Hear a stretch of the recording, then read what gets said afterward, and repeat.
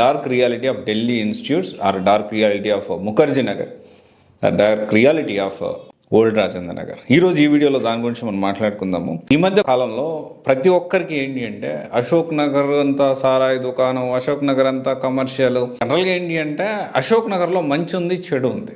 ఆ విషయాన్ని మేము చెప్పడానికి వచ్చాను. And at the same time ఇప్పుడు అందరూ కూడా dark reality of Ashok Nagar గురించి మాట్లాడుతున్నారు, కానీ డార్క్ రియాలిటీ ఆఫ్ ఢిల్లీ గురించి ఎందుకు మాట్లాడరు?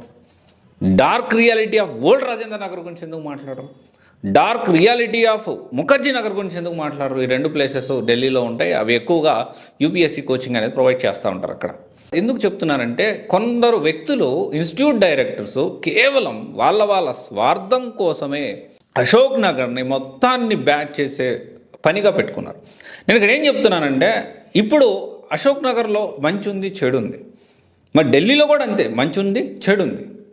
చాలామంది group 1, group 2, UPSC, IAS, IPS ranks మన అశోక్ నగర్ నుంచి కూడా వచ్చాయి. ఇది మనం అందరం గుర్తించాలి.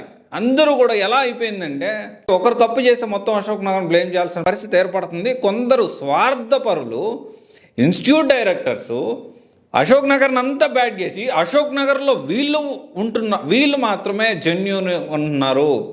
అశోక్ నగర్లో ఎవరైతే అంటే ఈ అందరు ఇన్స్టిట్యూషన్ బ్యాట్ చేసే ఇన్స్టిట్యూట్ డైరెక్టర్స్ ఉన్నారో అసలైన దొంగలు వాళ్ళు, అసలైన మోసగాళ్ళు.